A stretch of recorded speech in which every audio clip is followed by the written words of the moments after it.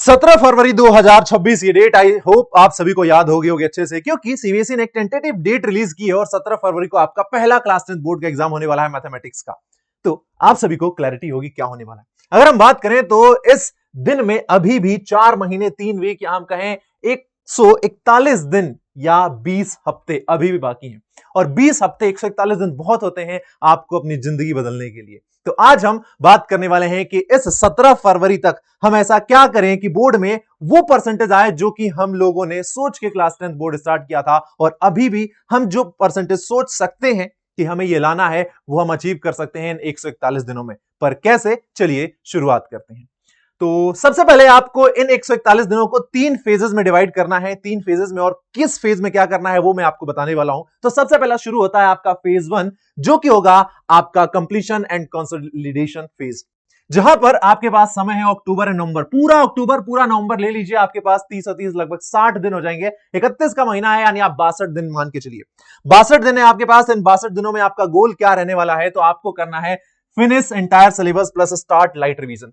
तो आपका and date गोल ये होना चाहिए कि कैसे भी करके 30 नवंबर को मेरा क्लास 10 का सिलेबस हर एक सब्जेक्ट का कंप्लीट होना चाहिए किसी भी हालत में। अब देखो, गोल जो है आपका, आपने गोल देखा, बट उस गोल को डेडलाइन अगर आपने दे दी ना तो वो आपका टारगेट हो गया कि मुझे उस टारगेट गोल को उस डेडलाइन पर मुझे खत्म करना है। वो टारगेट एक सेट कर लो कि भाई 30 नवंबर मतलब 30 नवंबर, 1 दिसंबर नहीं पहुंचने वाला है, चाहे जो करना पड़े मुझे, मैंने अपना कंप्लीट सिलेबस खत्म करना है।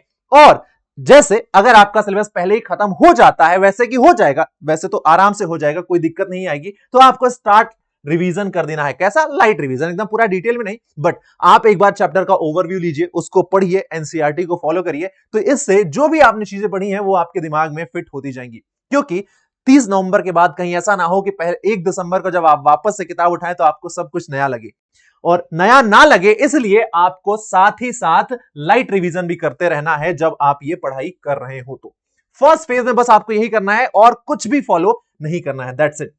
फिर आपका शुरू होगा सेकंड फेज, जहां पर आप प्रीवियस ईयर के पेपर सॉल्व करेंगे, और वो कब होगा? जब आपका सिलेबस कंप्लीट हो जाता है 30 नवंबर को, यानी 1 दिसंबर से लेके 10 जनवरी तक आपके पास होंगे कुल 40 दिन। फेज 2 में 40 दिन है, और इन 40 दिनों में आपको प्रीवियस ईयर के पेपर सॉल्व करना है। आप कितने साल के कर सकते हैं तो आपकी श्रद्धा के ऊपर है, आप जितना ज्यादा सॉल्व करेंगे उतना ही ज्यादा आपको एग्जाम का आइडिया लगेगा, उतने ही ज्यादा वैरायटी ऑफ क्वेश्चंस आपके सामने आएंगे और आपको उनको सॉल्व करने के तरीके पता चलेंगे। तो आप प्रीवियस ईयर के पेपर सॉल्व करिए इन 40 दिनों में। क्या गोल रहने वाला है? तो यहां पर जो आपका गोल रहेगा वो रहेगा स्ट्रेंथन रिटेंशन।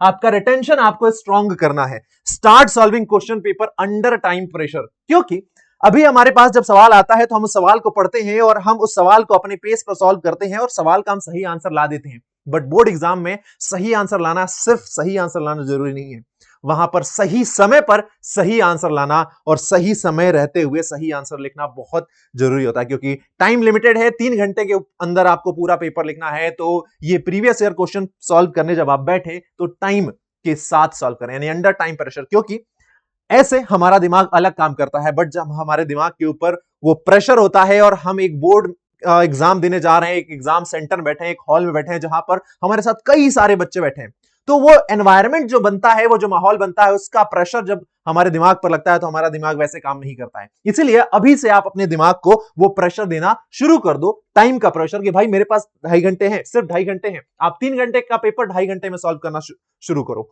तो वो जो प्रेशर आपके दिमाग में बनेगा ना, तब आपकी जो सोचने की एबिलिटी है वो और ज्यादा एनहांस होगी, और ज्यादा इंप्रूव होगी। तो आपको फेज 2 में ये करना है। 10 जनवरी जो आता है, अब ऐसा नहीं है कि इसमें सिर्फ आप पढ़ रहे हैं, सिर्फ पढ़ रहे हैं। देखो, एक पहली बात कि आपको स्कूल भी जाना है, आपको पढ़ना भी है, बट सबसे इंपॉर्टेंट चीज है आपको अपनी हेल्थ का ध्यान भी रखना है, और साथ ही साथ बहुत सारे फेस्टिवल्स आ रहे हैं, दिवाली है, क्रिसमस है, फिर आएगा आपका मकर संक्रांति, तो उन सारे फेस्टिवल्स को भी मनाते चलिए, क्योंकि वापस ये चीजें लौट कर नहीं आने वाली हैं आपके जीवन में, तो उनको भी एंजॉय करते रहना है, और साथ ही साथ पढ़ाई भी करनी है। बाकी क्लास 10 बहुत ईजी है, एज सच कुछ रॉकेट साइंस नहीं है जिसके लिए आपको बहुत ज्यादा हार्ड मेहनत करनी पड़े, बहुत ज्यादा एफर्ट लगानी पड़े, बट हाँ, कंसिस्टेंसी रखनी पड़ेगी। कंसिस्टेंसी रखेंगे तो सब कुछ हो जाएगा। फिर हम बात करेंगे फेज 3। फेज 3 आपका आता है, और जहां पर आपको final revision and sample paper solve करने हैं, जो कि शुरुआत होता है आपका 11th ऑफ जनवरी से और 16th ऑफ फेब तक, यानी आपके एग्जाम से एक दिन पहले तक आपके पास ये समय रहने वाला है लगभग 37 डेज का। इन 47 दिनों में आपका जो गोल रहने वाला है वो है मास्टर एग्जाम टेम्परामेंट। मतलब एग्जाम का पैटर्न क्या होता है, एग्जाम का स्वभाव क्या है, क्या सीबीएसई आपसे जानना चाहती है, एक्चुअली में आपसे क्या एक्सपेक्टेशंस रखी जा रही है, उस एक्सपेक्टेशंस को समझना है। और उसके साथ ही आपको अपनी स्पीड एंड एक्यूरेसी को मास्टर करना है कि आप कितनी स्पीड से आंसर लिखते हैं, क्या आप उस टाइम फ्रेम में बढ़िया से बेहतरीन तरीके से नीट एंड क्लीन फॉर्म में आंसर लिख पा रहे हैं, क्या आप डायग्राम बना पा रहे हैं, उसकी लेबलिंग कर पा रहे हैं, ये आपको चेक करना है। और स्पीड के साथ साथ एक्यूरेसी भी आपको मेंटेन करके रखनी है। तो ये आपका गोल होने वाला है फेज 3 में। अब अगर हम बात करें तो हर एक एग्जाम का अपना अलग तरीका होता है उसको तैयार करने का। जैसे मैथमेटिक्स की बात करें तो वहां पर आपको ज्यादा से ज्यादा क्वेश्चन सॉल्व करने पड़ेंगे, प्रैक्टिस करना पड़ेगा और आपको स्टेप्स का बड़ा ध्यान रखना पड़ेगा, क्योंकि अगर गलतियां करते हैं तो अगली स्टेप गलत हो जाएगी और अगली स्टेप गलत होगी तो आपके मार्क्स कट सकते हैं।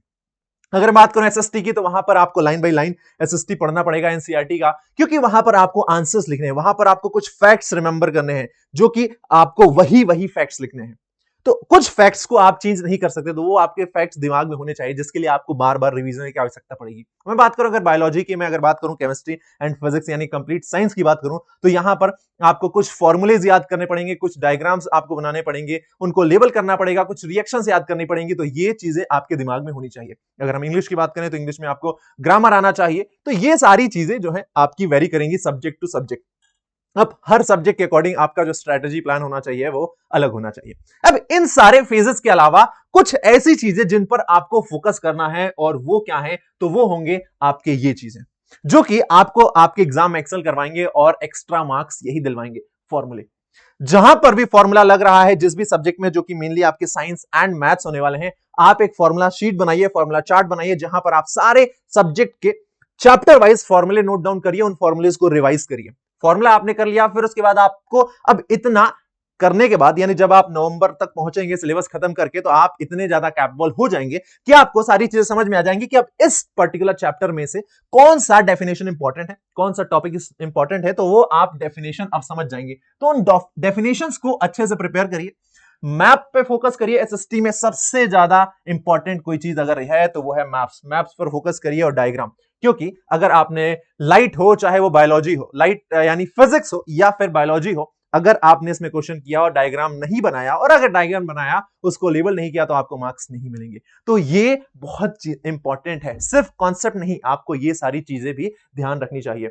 बट ये करें कहां से, ये करें कहां से, तो इसके लिए अभी आपके लिए जो सबसे ज्यादा जरूरी है इंस्टाग्राम, फेसबुक और बाकी सारी चीजों से, वो ये है एनसीईआरटी। एनसीईआरटी बाइबल कही जाती है क्लास 10th वाले बच्चों के लिए। तो आपको इसको रट जाना है, आपको इसको बिल्कुल एकदम घोल के पी जाना है। लाइन बाय लाइन एनसीईआरटी पढ़िए, एनसीईआरटी उसके बाद आप एग्जाम्पलर सॉल्व करिए एंड पीवाईक्यूज। ये पीवाईक्यूज आपको एग्जाम का टेम्परामेंट बताएंगे कि कैसा एग्जाम होने वाला है, क्या सारी चीजें होने वाली है। तो बस अगर आपने ये स्ट्रैटेजी फॉलो कर ली अगले 141 दिनों तक, यानी 20 हफ्तों तक, तो क्लास 10th में वही रिजल्ट होगा जो आप चाहते हैं।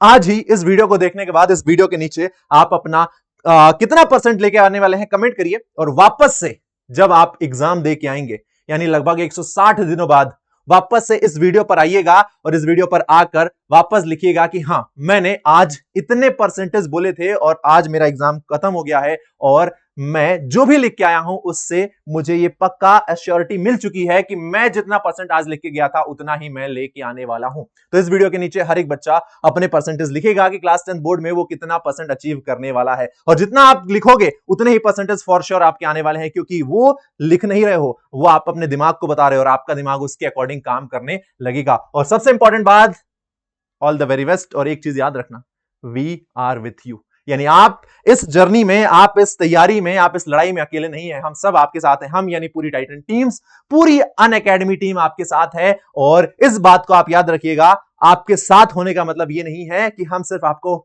कंटेंट देने वाले हैं, नहीं, आपको जिस तरीके से हमारी मदद चाहिए, जिस भी रूप में आपको हेल्प चाहिए, चाहे एक टीचर, एक मेंटर, एक दोस्त, बड़ा भाई, छोटा भाई, जिस भी रूप में आपको मदद चाहिए, we are always with you. बस आपको हमें याद करना है और हम आपके सामने होंगे आपकी हर मदद के लिए।